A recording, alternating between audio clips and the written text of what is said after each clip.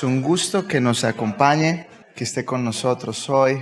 Saludos a la gente que nos acompaña por YouTube. Es un placer y es una alegría que se conecten con nosotros. Usted puede acompañarme. Vamos a estar hablando del Levítico 3, 4 y 5, siguiendo hablando de esto del Antiguo Testamento. Ahora sí, si levanta conmigo su mano derecha, por favor, le pedimos a Dios gracias por tu misericordia. Gracias por el amor que tú nos muestras siempre, por el compromiso que muestras con nosotros. Ayúdanos, Señor, y háblanos. Háblanos, Señor, al corazón y que podamos saber qué hacer, Señor, en nuestra vida. Hoy que estamos hablando, cómo reponer el daño cuando hacemos daño y cómo entender qué quieres tú de nuestra vida cuando hacemos daño. En el nombre de Jesús, amén. Levítico 3. Recuerde que nuestra esperanza es que usted que está leyendo el Antiguo Testamento pueda entender cosas que no había entendido antes, ¿no? Entonces comencemos. Levítico 3, versículo 1. Si alguien ofrece su ofrenda como sacrificio de las ofrendas de paz, si la ofrece del ganado, sea macho o hembra, la ofrecerá sin defecto delante del Señor.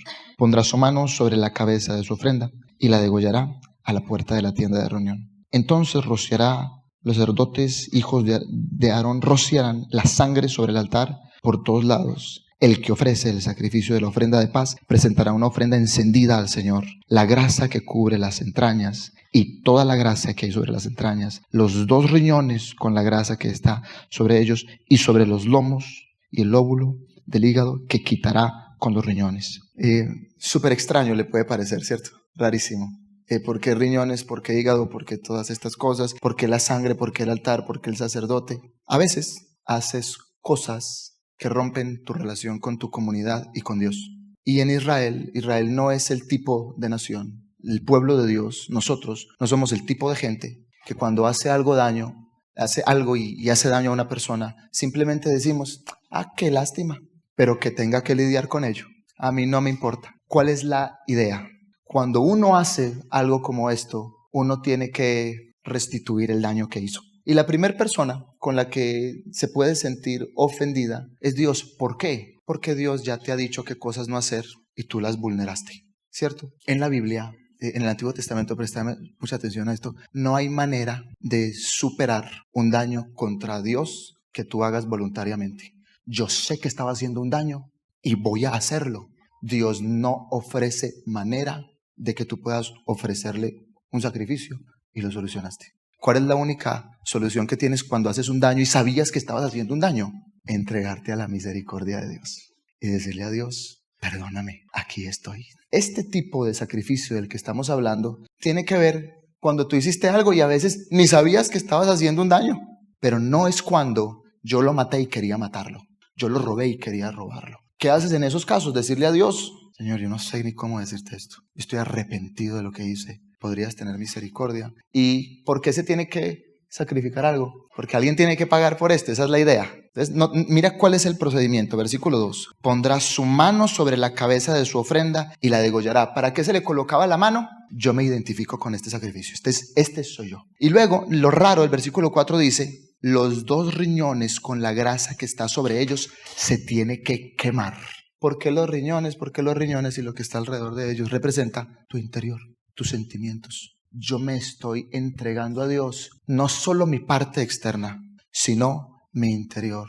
¿Qué quiere decir esto? Que a Dios le importa mucho que lo que tú sientes se lo entregues. Nunca has entregado una ofrenda en la canastita. Nunca le has dicho a alguien que le pides perdón, pero ni lo sentías. Lo hiciste porque quedabas bien o porque era necesario quedar bien. Simplemente le dijiste, mi mamá me dijo que lo perdonara. Y créame, su mamá le va a decir que lo perdone hasta que su mamá se muera. Cuentan que, no sé si a ustedes les gusta el básquetbol, Shaquille O'Neal. ¿Sí? ¿Alguien? Sí, Shaquille O'Neal. Hacia el lado, capa.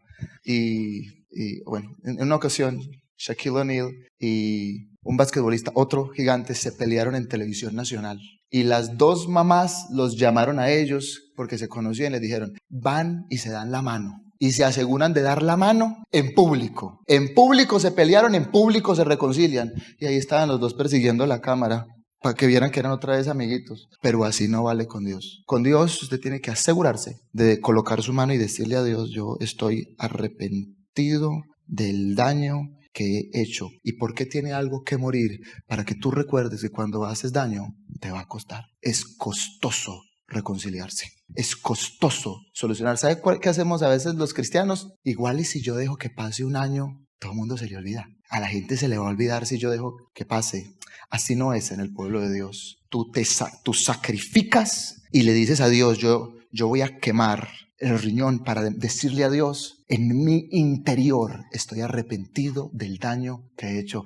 Así que cuando haces daño, tienes que ir a solucionar con toda tu identidad.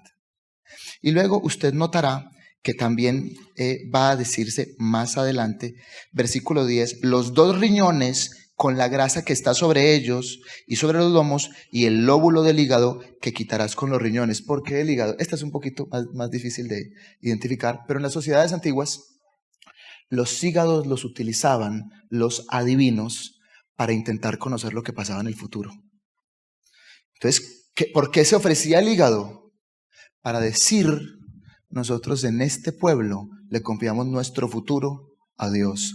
No hacemos otras maneras de saber lo que va a pasar. Y ustedes van a ver que todos estos reyes de Israel fracasan porque van y adoran las estrellas, ofrecen sus hijos. ¿Cuál es la idea de ofrecer ¿Alguien recuerda por qué se sacrificaban los hijos? Cuando ellos hubiesen muerto, me podrían hablar desde el otro lado y decirme lo que iba a pasar en el futuro. Eran maneras de controlar el futuro. Cuando haces un sacrificio a Dios, siempre le dices, yo estoy confiando mi futuro en tus manos y no voy a encontrar otra manera de solucionar mi futuro que por ti. Esto se parece mucho a lo que dice Gálatas 5. En Gálatas 5 dice, si tú le sumas algo a Jesús, lo pierdes. Pierdes tu relación con Dios. Súmale lo que quieras. En Colombia le sumamos la Virgen y los santos. En India, cuando te haces cristiano, tienes que abandonar una cantidad de dioses. En China, cuando te haces cristiano, abandonas el confucianismo y otros métodos de vivir tu vida. En Colombia nos tocaron algunas cosas que tenemos que abandonar, porque si le sumamos a Jesús, perdemos nuestra relación con Dios. ¿Cuál es la idea de este sacrificio? Cuando vas a sacrificar cualquier cosa delante de Dios, pon la mano y dile, yo estoy entregando todo mi interior y mis otras maneras de conocer lo que va a pasar conmigo en el futuro. Eso, es decir, dime la verdad. A veces hacemos cosas para controlar lo que va a pasar con nosotros en nuestro futuro. En nuestras relaciones, en nuestro dinero, en nuestro trabajo. A pesar de que sabemos que Dios quiere que se lo entreguemos a Él. Le decimos a Dios, yo te entrego una parte, pero no te lo entrego todo. El punto de estos sacrificios es que tú te ofreces a Dios íntegro, del todo. Entonces, ¿qué te recuerdan todos estos sacrificios y toda esta sangre y todo esto? Que tú te estás ofreciendo a Dios en toda tu identidad. Vamos entonces al capítulo 4.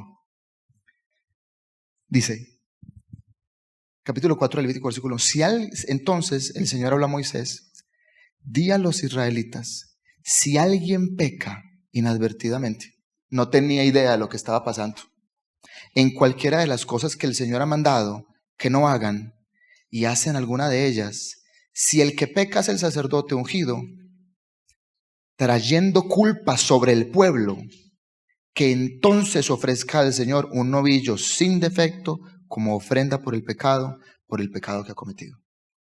Traerá el novillo a la puerta de la tierra de reunión delante del Señor, pondrá su mano sobre la cabeza del novillo y lo degollará delante del Señor.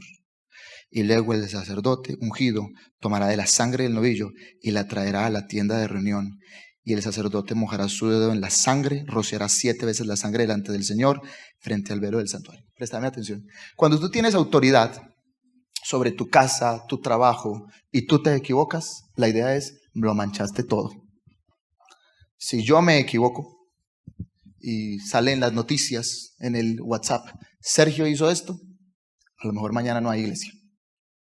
¿Cierto? Entonces dice, cuando el sacerdote o usted en su casa peca, usted tiene el potencial de dañar a sus hijos. Usted tiene el potencial de dañar a su esposa, a su esposo, a sus padres. ¿Y cuál era el potencial que tenía el sacerdote? De dañar su relación con Dios para el pueblo. Entonces, ¿por qué dice que la sangre tiene que ser esparcida delante del santuario? Porque imagínate esto, Dios ha venido a vivir en medio de tu casa. Dios ha venido a vivir en medio de su pueblo. ¿Qué sería lo peor que te podría pasar? Que Dios ya no vuelva. Que Dios se vaya. ¿Eso qué quiere decir? Si pierdes tu relación con Dios, lo pierdes todo. ¿Para qué le echas sangre entonces al altar y frente al santuario? Para quedarte con tu relación con Dios, para que Dios no se vaya. ¿Esto qué quiere decir? Que cuando tú tienes autoridad sobre tu casa, tienes una responsabilidad, una, sobre tus hijos y tu familia. Asegúrate de que la relación que tiene tu familia con Dios no se pierda. Y si algún día pecas contra el Señor, asegúrate de hacer todo lo que tienes que hacer para que todo vuelva a estar bien. ¿Qué hacemos nosotros? Vamos a Jesucristo y le decimos esto: yo he pecado y yo vengo a pedirte que tengas misericordia de mi casa y que lo que yo he hecho contra ti no rompa nuestra relación. Perdónanos. Yo me arrepiento del daño que he hecho. ¿Sabes qué es lo que hacemos nosotros en vez de hacer eso? Vamos y le decimos a Dios: seguro que Dios me ama, seguro que todo está bien. Seguro que yo le echo tierrita. Nadie se va a enterar de esto. Pero ¿qué es lo que te enseña este pasaje? Que aún a veces haces cosas sin darte cuenta. Y así no te des cuenta de ello, le tienes que pedir perdón a Dios. O dígame la verdad. Cuando su esposa o su esposo le dice: usted me hizo una cosa tan mala y ni cuenta se ha dado. Y no vale decirle a la esposa: pero como usted no se dio cuenta no es problema mío. Pero como yo no me di cuenta que le estaba haciendo daño no es problema mío. Hasta que usted no le pide perdón a su esposo o a su esposa o a sus hijos. Mire, yo tengo una historia, voy a colocar aquí en evidencia a mi papá, a quien amo con todo mi corazón. Papá, no sé si usted se acuerda, con mis papás se fueron a predicar un mes a México cuando éramos niños. Y mi papá, para consolarme, me dijo que me iba a traer una pistola de agua y que me iba a llevar a la piscina. Y cuando mi papá volvió, me trajo la pistola de agua y yo estaba esperando. Yo siempre pasaba y decía: mi papá me va a llevar a la piscina cuando vuelva. Y mi papá le olvidó. Pasaron años. Yo ya era un viejo y le dije: papá, ¿usted se acuerda que usted me prometió que me iba a llevar a la piscina y que no me llevó? Pídame perdón, que como que no lo he superado. Adelante, brother. Y papá me dijo: perdóneme. Yo dije: listo, todo bien. ¿Por qué? Porque a veces la gente le hace daño a uno y hasta que no se soluciona esto, así ellos no se han dado cuenta, las cosas no por eso no me hicieron daño. Esa es la idea del pasaje. A veces haces daños y cuando sale a la luz no puedes decir: como yo no sabía. ¿Qué dices? Ya que supe, lo voy a enfrentar. ¿Cuál era la idea de Dios? Nunca se tendrían que romper relaciones en mi pueblo porque se lo están tomando en serio.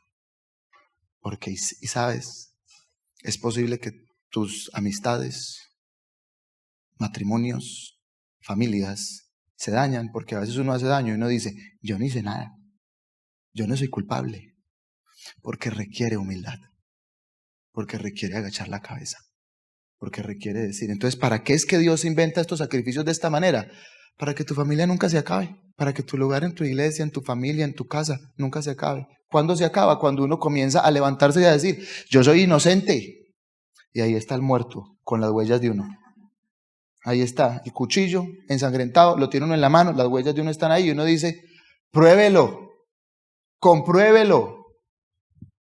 Para eso es que Dios se inventó todos estos sacrificios, para que tú sepas cómo reconciliarte. Vamos al capítulo 5 y esto se va a revelar una cosa de quién es Israel y quién es Dios. Levítico 5 dice: si alguien peca al ser llamado a testificar, siendo testigo de lo que ha visto o sabe y no lo declara, será culpable. O si alguien toca cualquier cosa inmunda, ya sea el cadáver de una fiera inmunda, o el cadáver de ganado inmundo, o el cadáver de un reptil inmundo, aunque no se dé cuenta de ello y se contamina, será culpable. O si toca inmundicia humana de cualquier clase que sea la inmundicia con que se contamine sin darse cuenta y después llega a saberlo, será culpable. O si alguien sin pensar jura con sus labios hacer mal o hacer bien, así como le gritaste ayer a tu mamá, a tu papá, a tu hermano, a tu tío. Te digo ayer porque es probable que alguien lo haya hecho, ¿no? Casi siempre estamos peleando con alguien, amenazando gente. En cualquier asunto que el hombre hable sin pensar, con juramento, sin darse cuenta, y luego llega a saberlo, será culpable de cualquiera de estas cosas. Estos son simplemente ejemplos de lo que a Dios no le gusta. ¿Por qué? ¿Por qué te parece tan raro? Es que es raro, ¿cierto? Dios solo vive en medio de un pueblo en el mundo, en ese tiempo, Israel. Dios vive en este tiempo en medio de nosotros, que tenemos un pacto con Él por medio de Jesucristo. Este tipo de cosas representan cómo Dios no actuaría. Y como Dios ahora vive en medio de Israel, Israel tiene que actuar como Dios. Por eso Primera de Pedro dice, sean perfectos como Dios es perfecto. Cuando tú conoces a Dios, ¿cómo tienes que ser? Como Él. ¿Por qué no se pueden comer animales? Yo no sé si lo he explicado acá, pero es súper interesante. Por ejemplo, se le dice, ustedes no pueden comer insectos que vuelan, pero que también se arrastran. ¿Por qué? Porque estos insectos tienen la habilidad de vivir dos vidas, la vida de la tierra y la vida del aire. Pero ¿cómo es Jehová? Jehová solo tiene una cara. Una cara. Jehová no tiene dos vidas.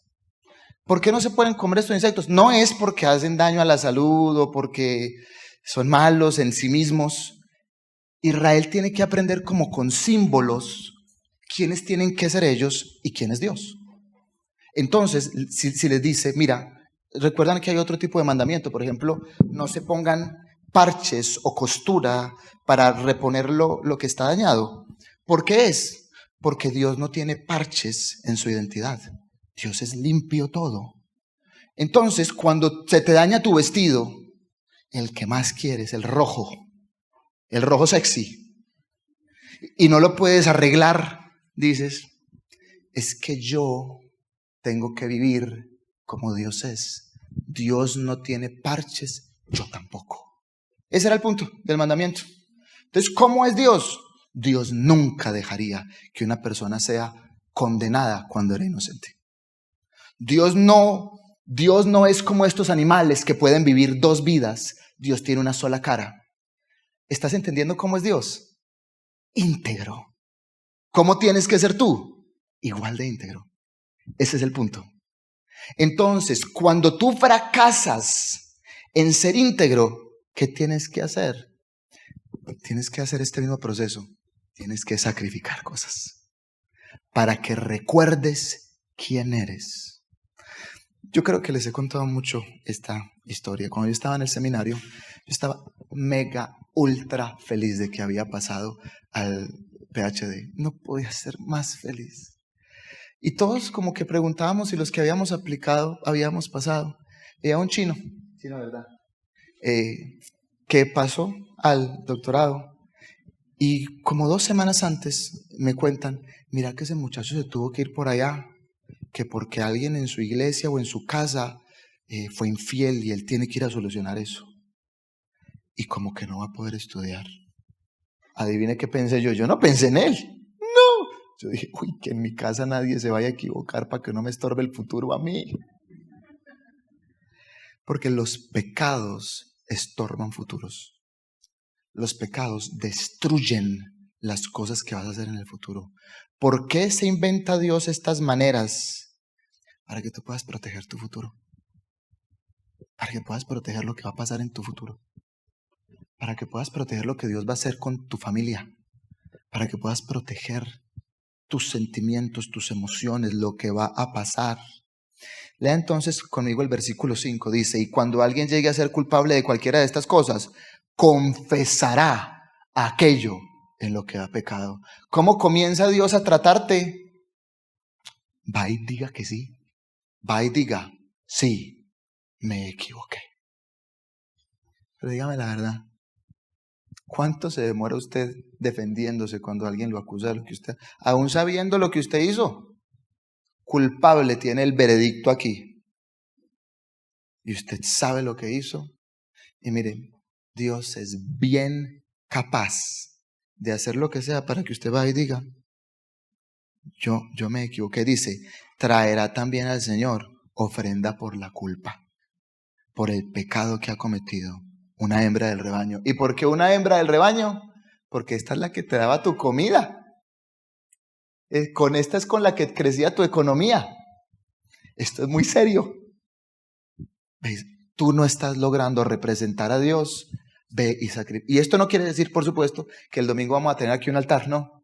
Para nada. Eso, cuando Jesús murió, se solucionó. No tenemos que hacerlo. ¿Cuál es el mensaje que continúa? El mensaje continúa.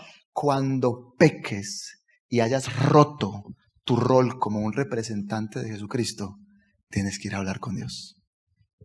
Y no lo trates como una bobada, porque el pecado merece sacrificio que va a estorbar ahora tu economía, porque esta era la que tenía otros bebecitos y con la que tenías más platica y los que vendías más caros. Entonces ya tu economía no va a continuar.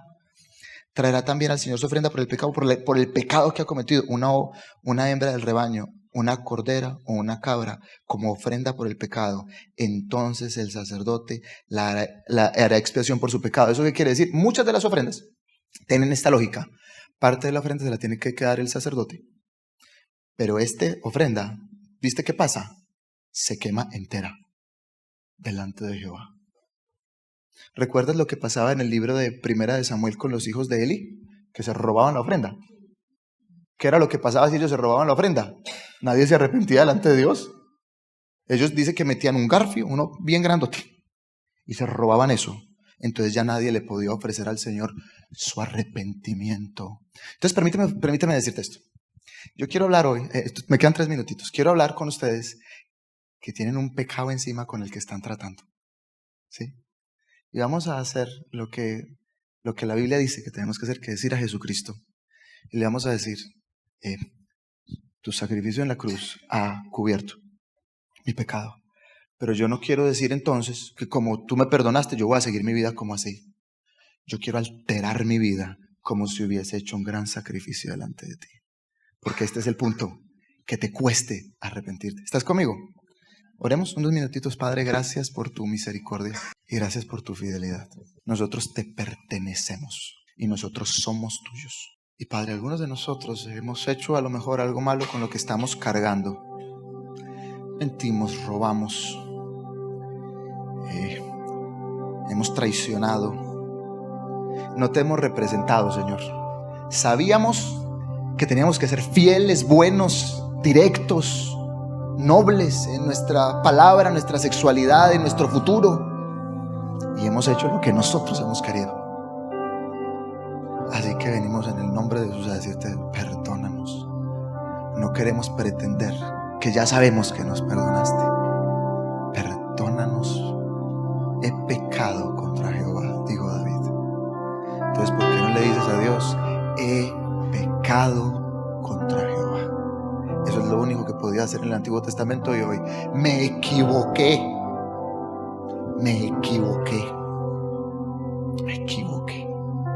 Perdón.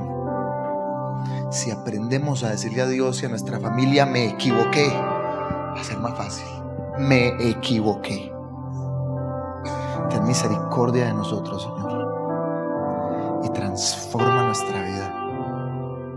Estoy arrepentido del mal que he hecho y me arrepiento del mal que he hecho.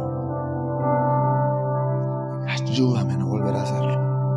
Yo quiero representarte. La Biblia dice que Jesucristo dio un sacrificio suficiente, así que lo tomo en el nombre de Jesús y te creo, Dios. En el nombre de Jesús.